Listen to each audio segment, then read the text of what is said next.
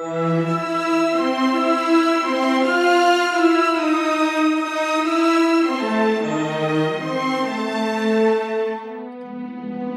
the way from Providence, Rhode Island, welcome to the Potterverse. It's a podcast dedicated to the book and film universe of Harry Potter. So grab your favorite wands and time turners. Let's step into the night and pursue that flighty temptress adventure.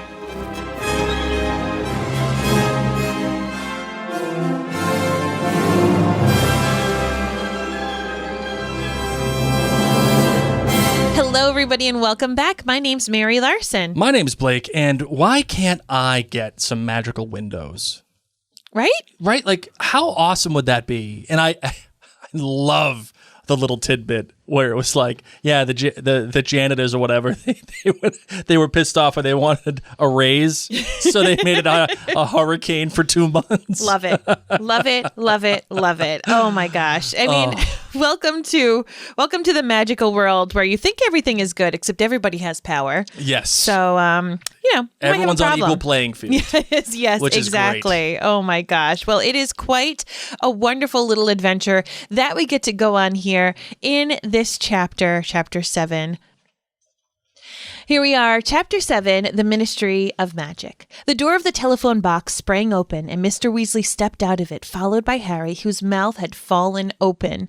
They were standing at one end of a very long and splendid hall with a highly polished dark wood floor. The peacock blue ceiling was inlaid with gleaming golden symbols that were continually moving and changing like some enormous heavenly notice board. The walls on each side were paneled in dark, shiny wood and had many gilded fireplaces set into them. Every few seconds, a witch or wizard would emerge from one of the left-hand fireplaces with a soft whoosh. On the right-hand side, short queues of wizards were forming before each fireplace, waiting to depart. Halfway down the hall was a fountain. A group of golden statues, larger than life, stood in the middle of a circular pool. Tallest of them all was a noble-looking wizard with his wand pointing straight up in the air. Grouped around him were a beautiful witch, a centaur, a goblin, and a house elf. The last three were all looking adoringly up at the witch and wizard. Glittering jets of water were flying from the ends of two wands, the point of the centaur's arrow, the tip of the goblin's hat, and each of the house elf's ears, so that the tinkling hiss of falling water was added to the pops and cracks of apparatus and the clatter of footsteps as hundreds of witches and wizards, most of whom were wearing glum early morning looks, strode toward a set of golden gates at the far end of the hall. Did you get somewhat of an icky feeling from the statue at the center of the waterfall or the water fountain, whatever? Slightly, yes. Yeah. Yes. And this is, it's so odd because obviously as the ministry takes as bad things happen in the ministry and like darker, more the pure blood fascination and everything, obviously things even change even more. So if there wasn't little like jets and gleaming stuff happening from any of the magical creatures, I would feel really, really icky. But in general, I think they also put them at height. Yeah. So that is difficult, but in general, you get a little ick, but it just gets worse. Yeah. Well, all right. Well, let's get into it, and then I think I'll continue this conversation. Yeah. In a little bit. Okay. Cool. Perfect. All right. So let's get into the show. Let's do it. I solemnly swear that I'm up to no good.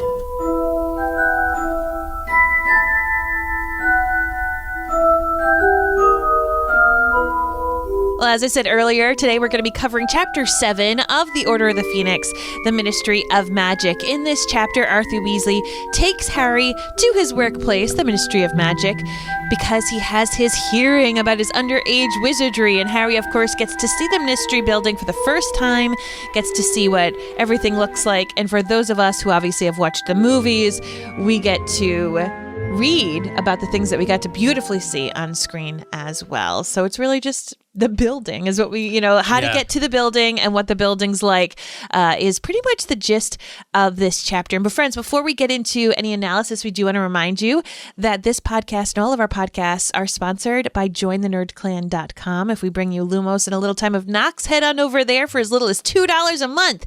You could keep our podcast studio rocking and rolling. We are not owned by a conglomerate like the Ministry of Magic. Okay, because let's be real. The Daily Prophet is run and owned by these people. So we all We're know. more the Quibbler than we are totes the Quibbler. We are the Quibbler. So if you're all for more Quibblers in the world, and if you enjoy things at Mary and Blake Media, we are so grateful for those of you who are already our patrons there. We're the Quibbler. We're the Quibbler. We're the Quibbler. We're the Quibbler. We're the New England Quibbler. That's what it is. There you go. That's Blake. our shirt. That's our new shirt. That's our shirt. The New England Quibbler. Mary and Blake Media. The New England Quibbler. Oh, that is great. Head on over. We may need to make those into stickers and Yes. send them to some of our Nerd Clan friends. I would love that. As a matter of fact, Mary and I were talking. We were trying to get to a goal of 900 members over at jointhenerdclan.com. Mm-hmm. So here's the thing: if we get 900, if we get 900 members, I will make those stickers and I will send them out to anybody who wants it. I love it. That's what we'll do. We'll make it the New England Quibbler, and then Mary and Blake Media. Perfect. And then I'll send it to whoever wants it. Perfect. So go to jointhenerdclan.com, join, and you'll get yourself. See, I love how these things happen organically. Me too. I love this. This is great. Oh, I love it too. Well, thanks, Blake. Awesome.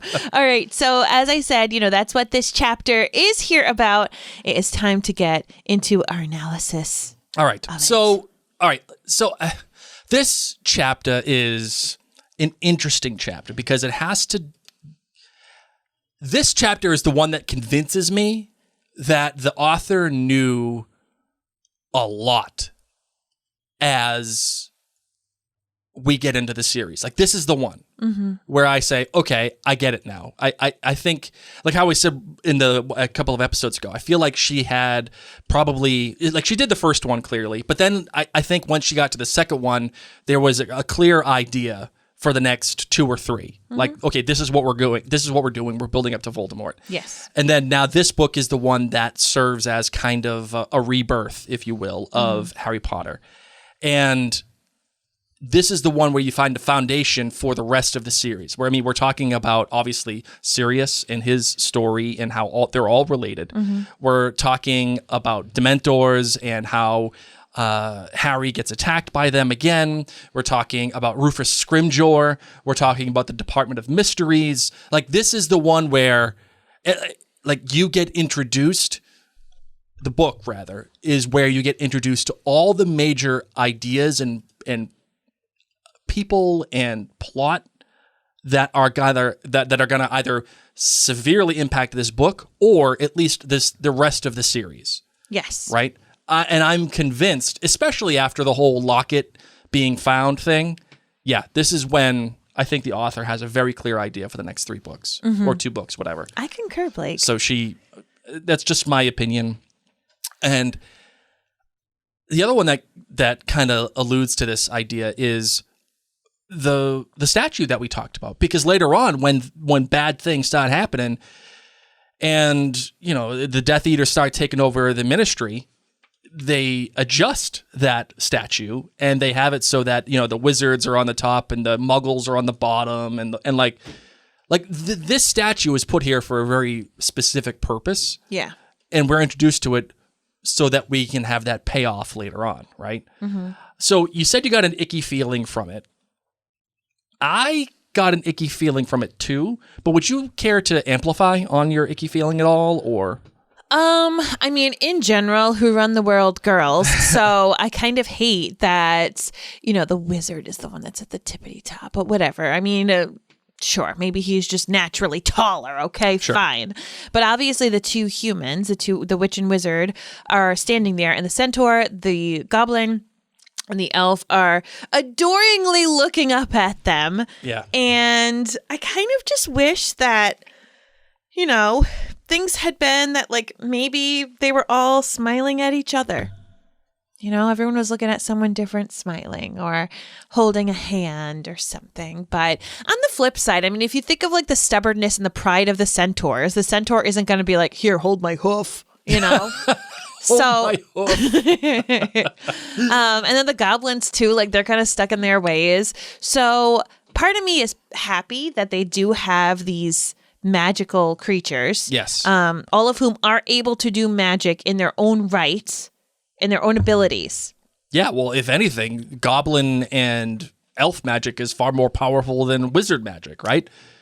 I mean, maybe not, but we've discussed that. we have. It's interesting, right? It's interesting, and I would love to like delve into that in someday in the Potterverse of like, who, like what made them not be able to be equals or better than? Yeah, I mean, I think that just is a natural state of humanity, kind of like we all kind of look to be equal, but some people are more equal than others. I think that's just a natural state, and I mean that is what it is, right? And if you have the ability to create these things, you're like, and the Ministry of Magic and all this, It's technically called the Fountain of Magical Brethren. yeah, sure, whatever. But this fountain absolutely gives me, yeah, we're all equal, but some are more equal than others feel, right? Because Well, and Albus Dumbledore even quotes that. He says the fountain that we destroyed tonight told a lie. The wizards have mistreated and abused our fellows for far too long. Right. And we are now reaping our reward. So, like, it's not equal. You know, they are adoringly in the statues looking up at them. And that's what I'm sad about. yeah, that's what I'm saying. Like, it gives me icky feelings because, yes, they're all in this statue, and yes, there are these streams of water coming out of these, you know, out of the tip of the arrow and the house elf ears, whatever. But it just feels like we're still putting ourselves up above everybody else, and that they're all looking up adoringly when like at the a witch and the centaur and wizard. a goblin would never do that. A house elf, hit or miss, right? House sure. elves may do that if they feel like they're, say it's like a creature, for example, ones who are proud of their service to the wizards. But a Dobby would not be like, let me adoringly look up at the Malfoys. And as I said, yeah, the but I goblins also and think that centaurs, Dobby is an exception to the rule. But I agree. Like, okay, if it was Harry Potter as a statue of, you'd have be. But definitely centaurs and goblins would not be looking up adoringly. They think they are better in many ways than humans, than witches and wizards. And they probably are. Yeah, that's what I'm saying. Like, it's definitely. As a matter of fact, it's such a joke in this chapter that the centaur's office is abandoned, and if you have to go to the centaur's office, that means you're getting fired. Yeah. Good luck. Well, as I was saying, Mary, I think this chapter is an interesting chapter because it has a couple of different jobs, right? It has to introduce you to the Ministry of Magic, right? And it has to set the tone for some future places in this book that we are definitely getting to. Like, we get introduced to the Department of Mysteries for a very specific reason, right? It also sets up the relationships that are within the Order of the Phoenix, but they cannot exist that way outside of the Order of the Phoenix. Like the whole conversation between Kingsley Shacklebolt and Arthur Weasley, I find that fascinating. Agreed. Right? And at the same time, we still have to get into Harry's perspective of, okay, how am I feeling about all of this? And what's happening in my sense, Mary, and I can't wait to get your thought on this, is like Harry is just almost in a sense of shock where he's just like, oh, okay, I guess this is what I'm doing. I'm going to the Ministry of Magic now. Like, yeah, okay, I'm going to listen to Arthur. And it's just, I got that sense that he was just in a haze as this was all happening. Yeah, I think this is very Gryffindor and how to react to potential danger, you know what I mean? Like, he's brave enough that he gets up. I mean, he wakes up right away. As he said, it was like someone yelled his name. You know, he's that awake. He's not hungry, but he's also not a blubbering mess crying. He's not trying to find out, like, how can I fake this? Can I be sick? Can someone else come do this for me? But he is almost in a state of like forced calm upon him. Yeah. And that's how I often feel when I'm in situations that are very big or very scary. So like on the morning of our wedding, for example, like a lot of people, like you were a blubbering mess. Oh, right? God, I was Not that you didn't want to disaster. marry me, but just you were like so overwhelmed. And like I was just cool as a cucumber, but almost too much so. And I felt the Yeah. same way when I was graduating from college. For those of you who don't know, I was the student speaker and I went to the University of Rhode Island. So a giant university. You've got like 12,000 people there that I'm speaking in front of. And my parents were like, wow, you're just so calm. And I was mellow though. It Yeah. wasn't like calm and pleasant. It was, all right, I've got to do this. And you know, Blake, when we go through difficult situations of being scared in our house or any kind of, minor emergency, I get into like forced calm mode. Sure. Where I almost have zero emotion. Yes. And I don't know if that's a Gryffindor trait, just because it's like we have to be brave and we have to keep doing this and we have to minimize. It's like a Jedi, okay? You're just going to minimize your feelings. You got to minimize your feelings and just focus on the task at hand. Yes. You feel the force flow through you. Yeah. Yes. Okay. But also, this is the only thing that like really matters to Harry is to be connected to this world. So there's no other option. He has to do this. Yeah, one of the interesting bits that I liked from reading it was when Harry was walking downstairs and he noticed that all, Lupin and Sirius and Molly and Arthur, they were all there. And the narrator in the voice says it was almost like they were just waiting for him. And that's how I got the whole like feeling of almost automation where Harry was just he was going through it, but it was, there was like overwhelm almost. Like it kind of ties into what you're saying. It was just ultra calmness. Yeah. But not like happy or not like. You know what I don't like is that Phineas Nigellus Black in his blank portrait is sniggering at him in the morning. We don't know that it's him because it's just a blank portrait Sure. right now. But like, come on, man. Why are you going to be the worst? Why you gotta be like that? Why? But yeah, he goes downstairs and we have all these adults who care for him waiting there. But also we have the Order talking about different things that, part of me feels like, are they just waiting for him? But also this is kind of the meeting place. You know how the kitchen's always where everyone hangs Yes. and eats? So we've got Tonks who just came in from the late night shift. And she's talking about her conversation with Kingsley and Scrimgeour just being a little nosy Nancy. So I think, yes, they're there to like give a sense of unity and calmness for Harry. But also I think that that's just where everybody meets. Sure. And another portion of like the calmness aspect of it and the like treating it almost as if it was any other day. Molly seems to be... Molly is doing her love language. Yeah, she Acts of seems to be service. raring to go. Like, okay, we're gonna do this, we're gonna do that. Harry, do you want bacon eggs? You want this? And Harry just goes, yeah, I'll just have toast. Like, I don't know. It's such an odd feeling. I want to know for our friends who are listeners in Europe, how often do you eat kippers for breakfast? What the heck is a kipper? Isn't a kipper a little fish? I have no idea. I think so. Shows you Let me how see. very little I know about English breakfast. Yeah, it's an iconic British breakfast dish consisting of herring that has been cured via kippering, which is split open, cleaned, salted, and smoked, and then is usually grilled, broiled, or sautéed. So it is straight up fish, but like, see how they're smaller fish? Oh. So you like eat their bones and eyes? Oh. No, God, please, no! No, that's right, Michael. No! We're not doing that. No! Like some of these things I don't see eyes and stuff, but some of them I do. Oh, This one, oh, at least that one doesn't have bones in it. oh, God, that's horrendous. Yeah. How could you eat that for breakfast? I mean, at least this one, it just looks like They a got little it with fillet. egg. Why would you ruin good eggs with that? Because it's just extra protein. For Oh, them. God, no, man. You people over Look there. at this, kippers with eggs. You guys are The wild. egg is on it.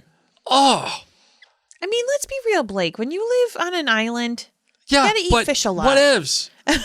Whatevs, man. But it was funny because I was listening to this chapter just again this morning with our kids, and she was going through, do you want porridge? Do you want toast? Do you want bacon and eggs? Do you want kippers? Do you want this? And I was like, do you guys know what kippers is? And they had no idea. And they've listened to this a million times. And I'm like, oh. I thought kippers was like another different word for like, Nope. I like can't believe English you people didn't know use that. for like sausage or something. Or like, I don't know. You know how they call French fries chips? Yep. I thought that Kippers was like home fries. No, Blake, it is home fresh. Oh God. Lil wee fishes. Oh, that is. But this is another way that I think that Gruesome. Molly, as I said, I think it's her love language, acts of service Yes. and being there. It's very, very motherly. This is also something she can control. She can control that she took care and put out Harry's nicest clothes, which, by the way, Harry Potter, your nicest clothes include a t-shirt. At least in the movie, they gave him a blazer. Right, exactly. Goodness me. Like, I would have totally sent an owl or been like, Sirius, can you please rustle up an old jacket from Regulus's closet or something? So she's helping smooth it out. She's helping try to brush his unruly hair. And I love just these little bringbacks that we get introduced to, even as much as the first book. And so we get this beautiful, like her trying to love on him, his messy hair, which let me tell you, for friends who don't know our little lad, he has Harry Potter hair. Oh, easily. There's nothing we can do to keep it nice, but I kind of love that I have Harry to reference. Yeah. So we've got that. And then we also have, Arthur Weasley, who is just completely enamored with all of the Muggle stuff going on the underground, the subway train, and counting every single stop along the way because it's just so preciously cute. So I love that, like, there's things in this, that Harry is used to the Muggle world. It's nothing new to him, nothing too exciting. I loved it, especially in the movies, where he gets to explain it. And we get to see just continuing aspects. This is the beauty of reading these books and staying in this magical world and fleshing it out, because we have some things old and then we have things new, like you were talking about, Blake, where now we're introduced to Scrimgeour and knowing that he's going to be kind of one of the foes that we're going to have going forward. So yeah, Molly loving on him, setting him off on his way, Tonks wishing him well, saying you're going to be in Amelia Bones' office. It's totally okay. Yep. Lupin giving some good words. Sirius saying, don't be angry. And it's like, Sirius, just because that's how you would behave, right, calm down.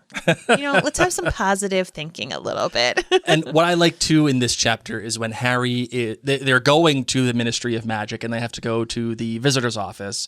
There are some things that happen here between he and Arthur where, like, Arthur's wearing a bomber jacket with pinstripes. Love it. Pants. Like, oh my goodness gracious. The guy has a complete misunderstanding of fashion and what it means to be, like, fashionable for Muggles. The telephone booth, like, in and of itself, when you think about how the telephone booth being the visitor's entrance into the Ministry of Magic has become such a huge iconic thing for Harry Potter. Like, I remember seeing telephone booths, and I went to Italy my junior or senior year of college, and I was like, oh my God, we need to get inside of it and pretend we're calling the Ministry of Magic. And of course there is a telephone booth in Universal. Right. And I just think it's so cool because it's not a common thing that we see super frequently, just like owls, but it's like, that is iconic to, particularly when a lot of people think about Britain. Yep. And how it's able to be magically used here. So I just think it's pretty neat. These things that bring out the, I love magic. Well, you literally just stole the words out of my mouth. Because literally? Look at you. You are, I know. Friends. One of Blake and my pet peeves is the word literally. Yes, that's 100% true. Really smart people are now using literally. Very important people. I mean, you hear speeches left and right, and people are using literally all the time. Yeah. When it's not even used in the right sense. But even if it is used in the right sense, please get the thesaurus. So now whenever we use it ourselves, we're like, oh no, we fell victim to literally. We catch it ourselves. You unintentionally stole the words out of my mouth.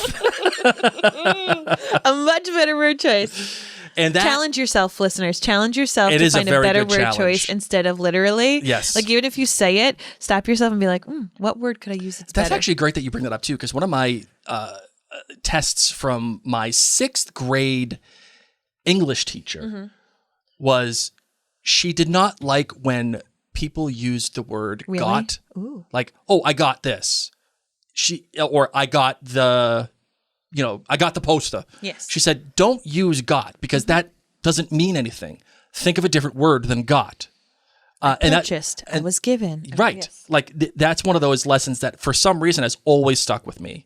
All the way from 6th grade. So now the word is literally that you get to substitute. I know. Love it. Okay. Okay, so I'm so happy that you brought that up, because each book feels like and seems to have this moment for Harry that we get to discover more about the magical world through Harry's eyes. So when he arrives at the Department of Mystery, or the Ministry of Magic, he sees it through the lens of a muggle.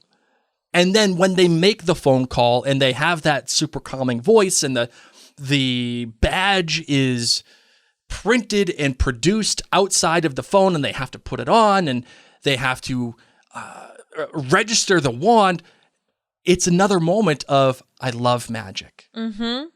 And we as readers get to have that same feeling.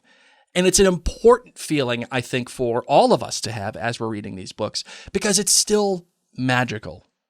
And there's still also room for us to explore these difficult themes of what is it like to grow up?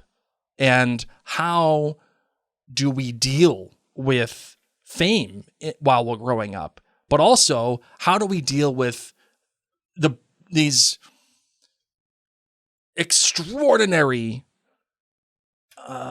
expectations that are thrust upon us in life, right? It's just phenomenal stuff.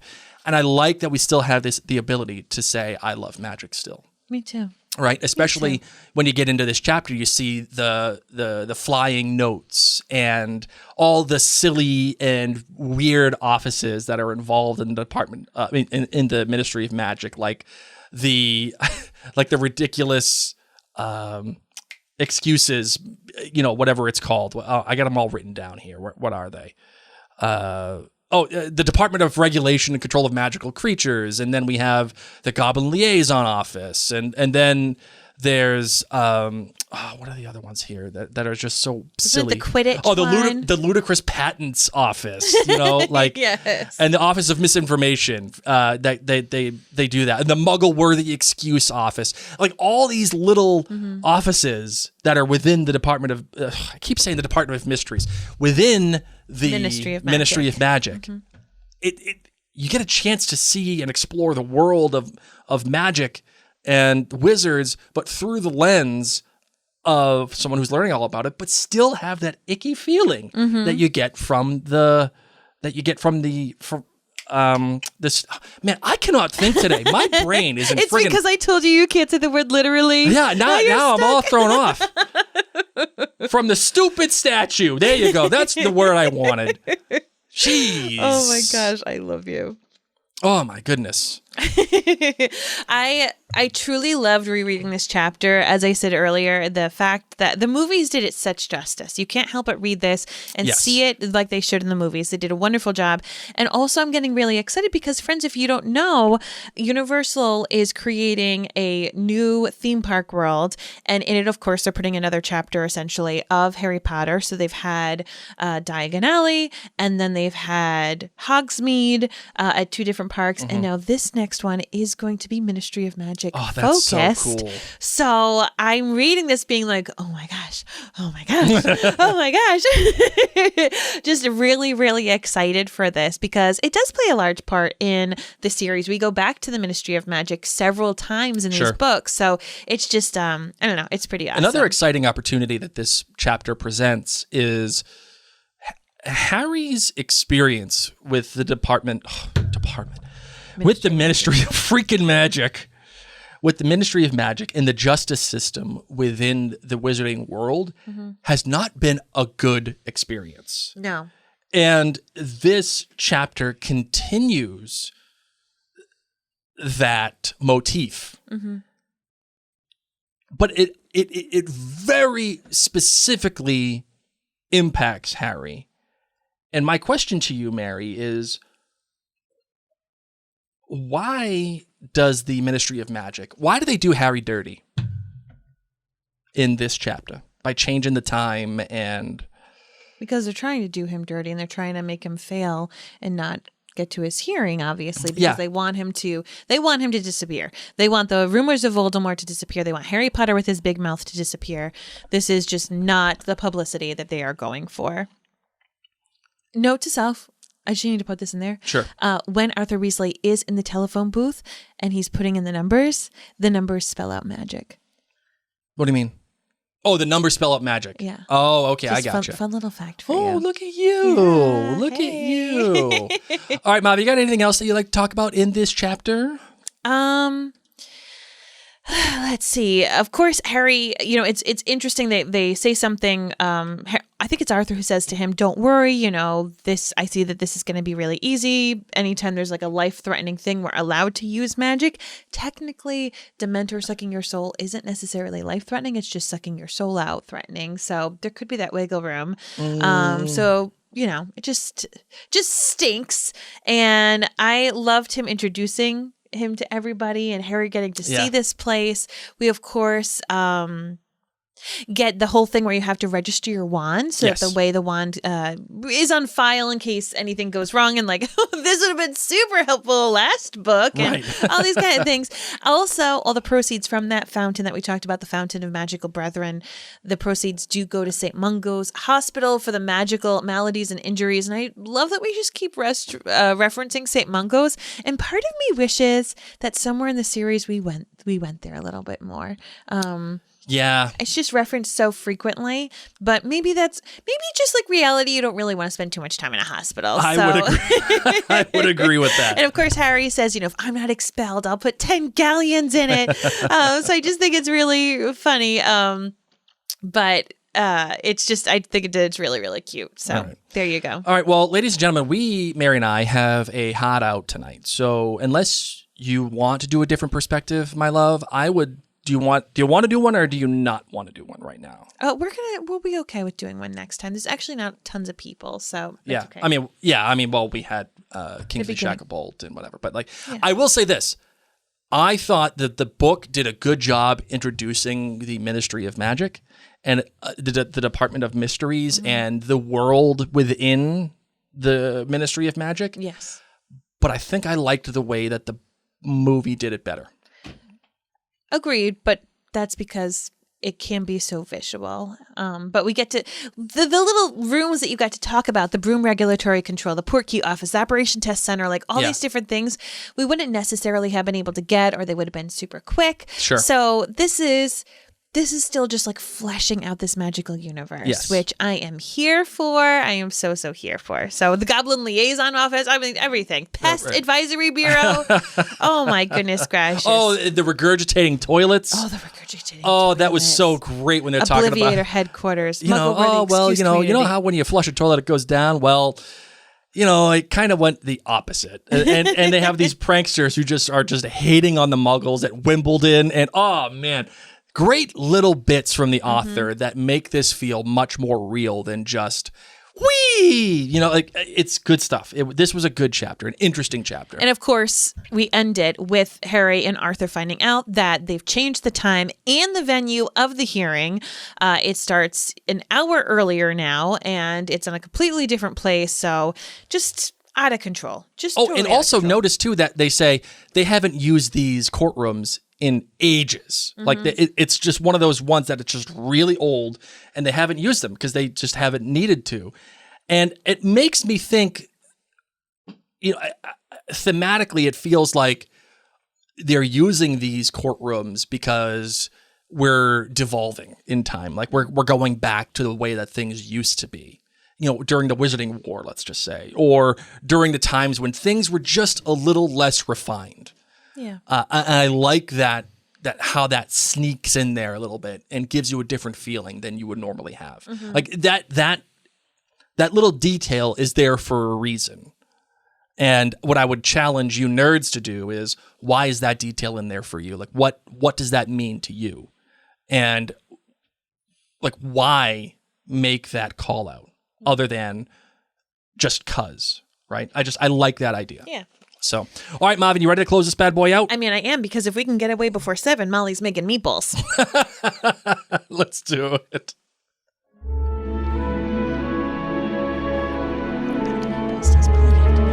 She could have random visitors showing up left and right. What'd you say? How many meatballs does Molly make? She could have visitors showing up left and right. Oh my goodness. Arthur's just going around telling everybody in Hey, you Northern want some Phoenix, meatballs? Hey, come on over. I love the meatballs my wife saying makes. it quietly because it's like, oh, let's talk business. Yeah, and then, sure. by the way, meatballs. And they're all like, pumped about the meatballs. Now, you didn't say that we were having kippers, I'll tell you that. Oh my God, that is gross. So sorry, Blake. So sorry for you to feel That's why that way. I can't live anywhere else other than New England. That's it. And even then, it ain't Connecticut. Oh my God. gosh, you're too much. You're too much. And I'm just barely on the line with Vermont. All right, so friends, as Blake said, we're on we got to nip this up, but we will be reading emails in the next episode. We appreciate you so incredibly much. Please do not hesitate to take a screenshot of this podcast and drop it in your Facebook or Instagram stories. Tell another friend who's a fan of Harry Potter to check out the podcast, and don't forget to leave us a written review in Apple Podcasts. It is absolutely positively the best way for people to find out about our podcast. So we truly appreciate those of you who have already written one. If you haven't yet, take some time to do it now. My name is Mary Larson. My name is Blake. Mischief managed.